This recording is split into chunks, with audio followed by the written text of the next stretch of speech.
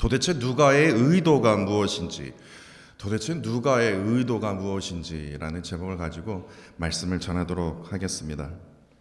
어느 목요일 오후 나는 헝한 비어있는 예배당에 덩그러니 앉아 있었다. 예배당이 지금 텅 비어 있지만 크리스마스가 코앞이다. 성탄 주일이 되면 그동안 뵙지 못했던 성도들이 분명히 오실 것이다. 도대체 그분들에게 무슨 말을 해야 할까? 도무지 생각이 나지 않는다. 멋지고 큰 감동을 주는 설교를 전해야 할 텐데 부담감이 이만저만이 아니다. 빈 좌석을 둘러보며 머리를 쥐어짜본다. 하지만 영감이 떠오르기는커녕 이마에 땀만 송골송골 맺힌다. 땀을 닦고 고개를 푹 숙이며 이렇게 말한다. 좌중을 단 한 번에 사로잡는 설교여야 할 텐데. 이 말은요, 저의 말이 아닙니다. 우리 동네에 보면 좀 메가처치 있지 않습니까? 저희 큰 교회, 그 사우스 이스트 교회 담임 목사님의 책에서 그대로 따온 내용입니다. 갑자기 그 글이 생각이 나더라고요. 왜냐? 저 또한 목사님처럼요, 같은 심정이었기 때문에 그렇습니다. 하필 처음으로 이제 우리가 연합 예배를 드리는 탓에 설교가 짧아야 됩니다라는 말을 얼마나 많이 들었는지 모릅니다. 그래서 저의 마음은 아싸 신난다가 아니라 더 타들어갔습니다. 특별히 크리스마스와 부활주일에 이 교회의 귀한 분들이 정말 오랜만에 방문해 주시는데, 미국에서는요 이런 분들을 이 크리스마스 그리고 부활절을 이스터라고 하지 않습니까? 그래서 이런 분들을 크리스마스와 이스터를 붙여서요 크리스터라고 합니다. 크리스터. 저희 교회뿐만 아니라 모든 교회에서 이런 크리스터 분들이 방문해 주셔서 얼마나 감사하고 기쁜지 모릅니다. 그래서 저의 솔직한 심정은요 이렇습니다. 목사이기 때문에 어쩔 수 없어요. 크리스터 분들을 오늘 주일 예배뿐만 아니라 다음 주일에도 오셔야 될 텐데 어떻게 하면 이렇게 만들 수 있을까라는 생각뿐이었습니다. 그렇게 하려면 어떻게 해야 할까? 이번 주 내내 제가 고민했습니다. 어떤 설교를 해야지? 어떤 설교를 해야 이 크리스터 분들에게 큰 관심을 끌어낼 수 있을까? 더 나아가 오늘 한 번에 이 설교로 빅히트를 쳐서 루이빌 교회 저희 담임 목사 엄청 설교 잘하더라고, 이런 소문을 낼 수 있을까라는 그러한 솔직한 저의 심정이었습니다. 이런 엉뚱한 생각을 해보았습니다.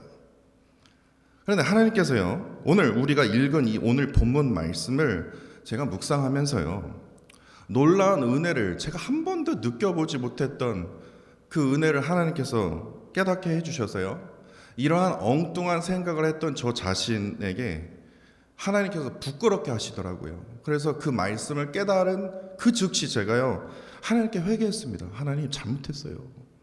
제가 엉뚱한 생각을 했네요. 왜냐?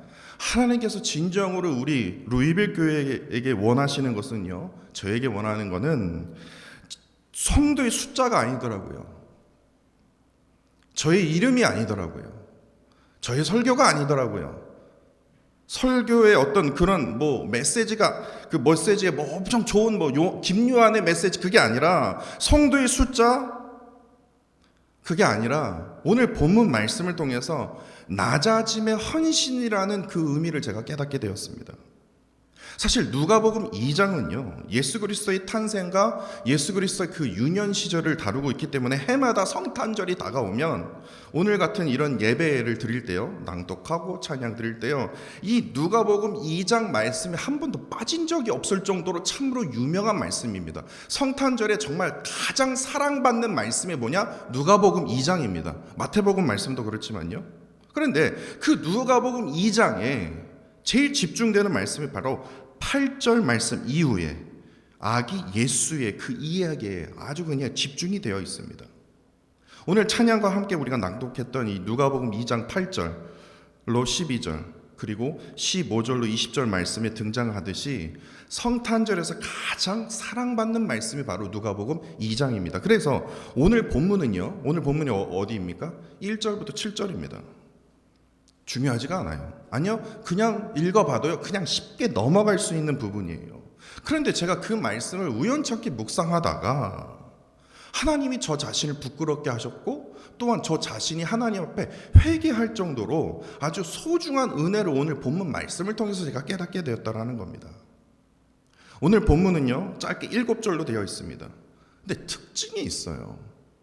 모르겠습니다. 여러분들도 이 말씀을 읽으시면서 그렇게 깨달은지 모르겠지만 6절만 빼놓고요, 누가가 뭐를 이렇게 강조하듯이요, 각 절마다 인물들이 등장한다라는 겁니다.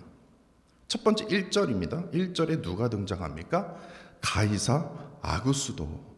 가이사 아구스도는요, 성경에서 나온 이름이고요, 우리 역사책에서 보면요, 여러분 이제 세계 역사를 공부하시면요, 옥타비아누스라고 한번 들어보셨습니까? 옥타비아누스. 그 옥타비아누스가 아주 엄청난 업적을 이루어서 황제가 되는데요, 아구스투스, 아구스투스 황제입니다. 역사책에서는 그렇게 기록이 되어 있습니다. 엄청난 인물입니다. 그리고 두 번째는요, 그 가이사 아구스도 밑에서 일하는 누굽니까? 구레뇨 총독입니다. 그러니까 시리아 지방을 다스리는 총독이죠. 그리고 그 다음에 3절을 보십시오. 모든 사람이 누굽니까? 당연히 유대인입니다. 그리고 네 번째는요, 4절에 요셉이 등장합니다. 그리고 5절에는요, 요셉과 약혼했던 마리아가 등장하죠. 그리고 6절에 넘어가서 7절에는 누가 기록이 되어 있습니까? 첫 아들, 바로 예수 그리스도입니다. 아기 예수입니다. 그래서 제가 드는 생각이 뭐냐면요, 아니 누가는 어떤 의도로 각 절마다 다른 인물들을 기록을 했을까? 너무 답답했어요. 이거 왜 이렇게 기록했지? 어릴 때는 좀 화가 났어요. 아니 뭐야 이거? 궁금하시죠? 누가는 어떤 의도로 맨 처음에 1절에 가이사 아구스도 황제, 그리고 맨 끝절에는요, 아기 예수? 이거 좀 바뀌어야 되지 않나?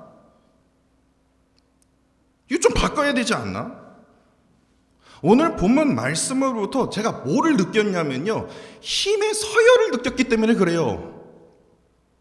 아니 아기 예수가 1인자여야지. 그래 세상 사람들은 뭐 아기 예수 뭐 있겠어? 그렇지만 아무리 그래도 그랬지. 복음서를 기록하는 자가 어떻게 아기 예수를 1절에 넣어야지 왜 그걸 맨 마지막 절에 넣어? 내가 그래서 왜 이거 진짜 힘의 서열대로 기록했구나. 1인자, 그 다음에 2인자, 그 다음에 3인자 이렇게 해서 맨 끝에 아기 예수, 그것도 포대기에 쌓여서 구유의 누인자. 이게 뭐야? 그렇게 느껴지지 않으셨습니까? 저는 한 번도 그렇게 느껴본 적이 없는데요, 저는 그렇게 생각이 들더라고요.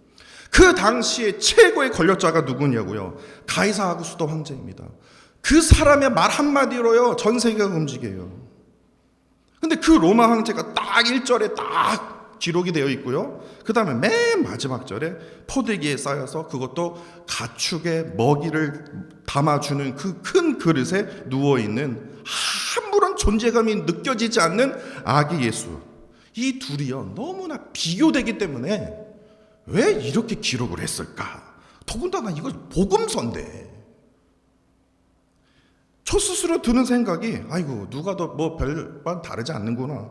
세상의 기준에 따라 힘의 서열대로 기록할 수밖에 없었겠구나라고 오해를 제가 할 정도로 꼭 이렇게 인물들을 기록해야 했을까라는 생각이 들었습니다. 근데 더 제가 이런 생각이 더 많이 들었던 이유가 이겁니다.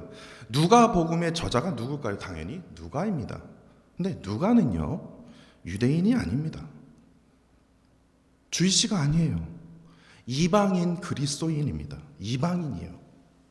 더욱이 누가복음 1장 3절을 보시면요, 누가복음은 분명히 이 로마 사람 데오빌로 각하, 이 사람에게 쓴 복음서입니다. 그렇기 때문에 누가복음은 분명히 유대인들보다는 누구를 향해 있습니까? 이방인의 복음을 염두에 두고 쓴 책입니다. 그게 누가복음이에요. 그런데 그렇다면요, 모든 이방인들이 최고의 권력자로 여기는 로마 황제를 1절에 맨 1절에 딱 놓아놓고 맨 끝절에 7절에 아기 예수를 기록했는데, 그것도 그래 뭐 마지막에 기록할 수 있겠죠. 근데 그것도 아기 예수가 마구간에서 태어났다? 그것도 그냥 포대기에 쌓였다? 그것도 포대기에 쌓여서 가축의 먹이를 담아주는 그 더러운 그릇에 누였다? 이건 무슨 전도를 하겠다는 거야, 말겠다는 거야? 라는 생각이 들 정도로 오늘 설교의 제목처럼 도대체 누가의 의도가 무엇인지 너무나 답답한 생각이 들었다는 겁니다. 힘의 서열대로 가이사 아구스도 황제가요, 로마를 통치한 모든 나라 전역으로 인구조사를 해야 되겠다. 인구조사 시작된다. 딱 명령이 떨어지자마자 2절에 뭡니까? 구레뇨 총독이 알겠습니다. 그래서 황제의 명을 받아서 실행에 옮기죠. 그래서 총독이 딱 명령을 때리자 모든 유대인들이 3절에요. 모든 유대인들이 호적에 따라서 자기가 태어났던 고향으로 움직입니다. 그러자 갈릴리 나사렛에 살았던 가난한 노동자로 살았던 요셉 또한 그 명령에 따라서 호적을 위해서 자기 고향 베들레헴으로 간 겁니다. 그러자 요셉과 약혼했던 마리아는 그 당시에 뱃속에 아기 예수를 품은 채 남편 요셉을 따라 베들레헴으로 가게 된 겁니다. 결국에 그 베들레헴에 도착 이들은 아기 예수를 거기서 낳게 되는데, 베들레헴에서 호적 때문에 수많은 사람들이 갑자기 모이는 바람에 여관을 찾을 수 없어서 어쩔 수 없어서 어떻게 해요? 작은 마구간에서 아기 예수를 탄생하겠다라는 겁니다. 그렇게 오늘 본문이요, 상상을 한번 해보십시오. 이방인들이 읽게 된다면, 이방인들을 향한 복음서인데 이방인들을 읽게 된다면 저희 짧은 생각으로는요, 베들레헴에서 태어난 그것도 아주 그냥 마구간? 나도 마구간에서 안 태어났다라고 얘기를 할 텐데, 마구간? 그 아기가 뭐가 대단한데? 대단한 사람이라면 태어난 장소도 뭔가 의미가 있어야 되는 거 아니야? 당연히 온 나라가 그의 이름 앞에서 덜덜덜덜 떨게 되고 그의 말 앞에서 그냥 다 일제히 움직이게 되는 그 로마 황제에게 당연히 어떻게 됩니까? 집중될 수밖에 없다라는 겁니다. 왜냐? 가이사 아구스도는 어떤 사람입니까? 세계 역사를 공부하신 분들은 아실 것입니다. 로마 제국에 침범하는 모든 야만인들을 물리침으로 로마 제국을 통하는 모든 길을 닦은 인물입니다. 뿐만 아니라 육지뿐만 아니라 지중해와 흑해에 존재하는 모든 해적들, 나쁜 놈들을 다 무찌름으로써 스페인에서 카스피 해역으로, 그리고 북아프리카에서 그 라인 강까지요, 이 해상의 길을 한 번에 그냥 닦은 인물입니다.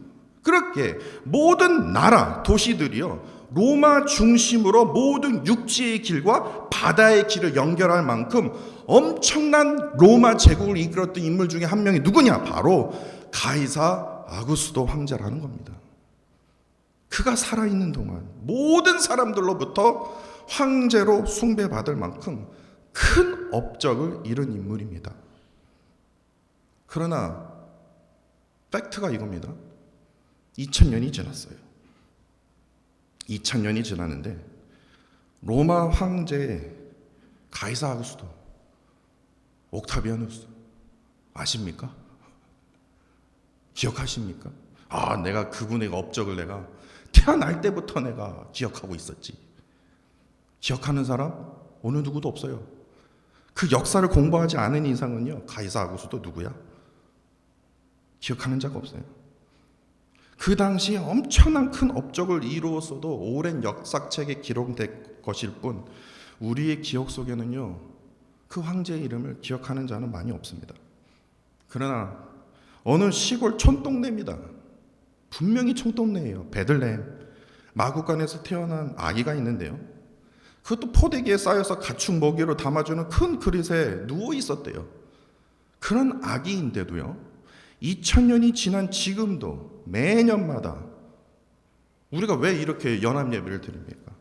그 아기 예수의 탄생을 기억하면서 성탄의 기쁨을 지금 우리가 같이 나누고 있다는 사실입니다. 그렇기 때문에 누가는요, 오늘 본문을요, 힘의 서열대로 기록한 거 아니야? 라고 우리가 오해할 수 있으나, 그렇게 생각할 수 있으나, 힘의 서열대로 기록한 것이 아니라 아기 예수 탄생을 통해서 이 가이사 아구스도 황제 또한 단지 하나님의 도구로 사용되었음을, 그것을 우리가 증거하고 있지 않습니까?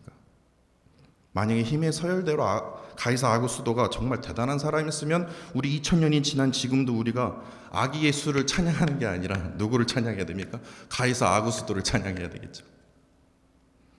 단지 그 당시 최고의 권력자라 하더라도 결국에 그도 하나님의 덕으로 사용될 수밖에 없었던 인물이었구나. 그 말도 안 되는 그 시골 촌동네 베들레헴, 그것도 마구간에서 포대기에 쌓여서 말 구유에 누이신 그 예수님을 어떻게 비교할 수 있겠냐고요. 그런데 우리가 그분을 지금까지도 2000년이 지난 지금까지도 그분을 찬양하고 또한 그 성탄의 그 기쁨을 우리가 나누고 있다는 겁니다. 가이사 아구스도는 정치적인 목적으로 인구 조사를 실시했습니다. 그래서 요셉과 마리아 또한 베들레헴에 간 것뿐입니다. 그러나 전능하신 하나님께서는요, 구원의 역사를 이루시기 위해서 로마 황제를 통해서 하나님의 그 역사를 이루시기 위해서, 구원의 역사를 이루시기 위해서 그를 하나님의 도구로 사용하셨다라는 것을 오늘 본문 말씀을 통해서 우리가 깨닫게 되는 것입니다. 그렇기 때문에 누가가 황제 이름을 일부러요 1절에 강조하듯 기록한 것이었음을 제가 깨닫게 된 것입니다. 그렇기 때문에 2000년이 지난 지금은 우리는 가이사 아구스도 황제를 기억하는 것이 아니라, 찬양하는 것이 아니라, 오랫동안 구약에서 계속해서 끊임없이 예언되었던 이 아기 예수 그리스도를 우리가 기억하게 된 것이죠. 그렇다면 여기서 이제 제일 중요한 포인트가 있습니다. 그렇다면 가이사 아구스도와 예수님의 결정적인 차이점이 무엇일까요? 가이사 아구스도는요, 제가 앞서 말씀드렸듯이요, 그는요 오로지 숫자에 관심이 있었음을 제가 깨닫게 되었습니다. 숫자예요. 늘어난 숫자. 자기가 얼마나 많은 땅을 점령했는지, 얼마나 많은 백성들을 로마 제국의 백성으로 이끌었는지, 그는요 오로지 숫자, 이 숫자예요. 자신의 업적을 엄청나게 강조한 인물입니다. 내 재산이 얼마나 늘었는지, 내가 얼마나 좋은 차를 타고 다니는지, 내 자식이 얼마나 좋은 높은 곳에 올랐는지, 그거에 대해서요 끊임없이 남들보다 아주 이를 박박 갈면서 노력했던 인물이 바로 가이사 아구스도라는 겁니다. 그러나 예수님은요 그냥 왕이 아니라 겸손의 최고봉이셨어요. 겸손의 왕이셨어요. 하늘 보좌에 하나님의 독생자 아들이신데요, 하늘 보좌의 모든 영광을 다 버리시고 진짜 그야말로 낮고 천한 인간으로 이 땅에 오셨는데도, 그것도 지금 너무나 가슴 아픈데, 그 시골 촌동네 하필이면 왜 베들레헴이야? 하필이면 왜 또 마구간이야? 하필이면 왜 포대기에 쌓였어? 그것도 부족해서 이제는 마구 구유에 태어나셨어? 그런데 그뿐만 아니라 예수님이 본격적으로 복음의 사역을 시작하셨을 때 마태복음 20장 28절입니다. 인자가 온 것은, 내가 온 것은 섬김을 받으려 온 것이 아니다. 오히려 내가 섬기려 온 것이다. 더욱이 자기 목숨을, 내 목숨을 많은 사람들을 위해서 내가 희생하기 위해서 이 땅에 왔다. 이거예요. 이게 포인트라는 겁니다. 그런데 우리의 삶은 어떻습니까? 자꾸만 낮아지려고 하는 것이 아니라 자꾸만 올라가려고 해요. 우리가 믿고 따르는 예수 그리스도는요, 살기 위해서 이 땅에 오신 분이 아니다라는 겁니다. 뭐 하기 위해서 이 땅에 오셨어요? 죽기 위해서 이 땅에 오셨다라는 겁니다. 어떻게 죽어요? 세상 모든 사람들의 희생 제물로 십자가에 지기 위해서 이 땅에 오셨다라는 겁니다. 그렇기 때문에 오늘 본문의 아기 예수는요, 높아짐의 헌신의 얘기가 하는 것이 아니라 낮아짐의 헌신을 지금 아기 예수로부터 우리가 깨달을 수 있다는 겁니다. 이게 지금 누가가 지금 우리에게 지금 전달하고자 하는 메시지입니다. 이러한 비밀의 은혜를 깨달은 이상 가이사 아구스도처럼요 숫자만 강조하려 했던 저 자신의 이 어리석은 생각들이 얼마나 부끄러운지, 그래서야 제가 그것을 깨달은 이상 하나님께 하나님 잘못했어요. 제가 이러한 어리석은 생각을 한 나 자신이 참으로 부끄럽습니다. 왜냐? 하나님께서는 우리 루이빌 교회를 통해서 늘어난 인원 숫자요? 저 원하지도 않습니다. 하나님께서 진정으로 원하시는 뭡니까? 낮아짐의 헌신이요. 저는 루이빌 한인 장로교회 딱 하면 김여한 목사가 떠오르는 것이 아니라 저기 딱 세인매튜 있는 교회 아니야, 그것이 아니라 낮아짐의 헌신이 있는 예수 그리스도가 나타나는 그런 귀한 교회가 되어지기를 간절히 원합니다. 오늘 하나님께서 허락하시 주신 이 말씀을요, 그 은혜를 기억하면서 저는 여러분들 앞에 정말 간절한 마음으로 호소하면서 이렇게 말씀드리기 원합니다. 아기 예수를 탄생을 기념하면서 우리가 예배하기 위해서 모이지 않았습니까? 우리가 이렇게 모인 이상 우리 모두는요, 살기 위해서 우리가 예배하는 것이 아니라 죽기 위해서 헌신한 성도임을 기억하시기를 간절히 부탁드립니다. 정말 간절히 부탁드려요. 세상에 오래간만에 왔는데 죽으라고? 네, 막 정내미가 뚝 떨어지는 말씀 아닙니까? 그러나 오늘 하나님께서 우리에게 원하시는 것은요, 살기 위해서가 아닙니다. 죽기 위해서요. 낮아짐의 헌신을 하나님께서 우리에게 원하신다라는 겁니다. 아까 아멘 하셨죠? 아멘으로 화답하신다면요, 내년에는요, 주의 교회를 위해서 예수님처럼 헌신하시기를, 예수님처럼 낮아지시기를 간절히 원합니다. 제가 이 말씀을 다 준비하고 어제요, 어제 아이들이 너무 지루해갖고요, 그래서 모레 갔습니다. 모레 가갖고 이제 어느 집사님 만났어요. 그랬더니 집사님이 저에게 하신 말씀이 있습니다. 목사님, 이제는 내년에는요, 제가 열심히 교회도 다니고 열심히 헌신하겠습니다. 그런데요, 제가 그 얘기를 듣고, 야, 이제 하나님이 벌써 설교하기 전부터 하나님이 일하시는구나. 아, 진짜예요. 저 뻥 아닙니다. 아니, 죄송합니다. 거짓말 아닙니다. 제가 무슨 뭐 이거를 내 설교를 들었나 할 정도로요. 뭐 누가 내 컴퓨터를 뒤졌나 할 정도로 제가 얼마나 마음이, 하나님 감사합니다. 감사합니다.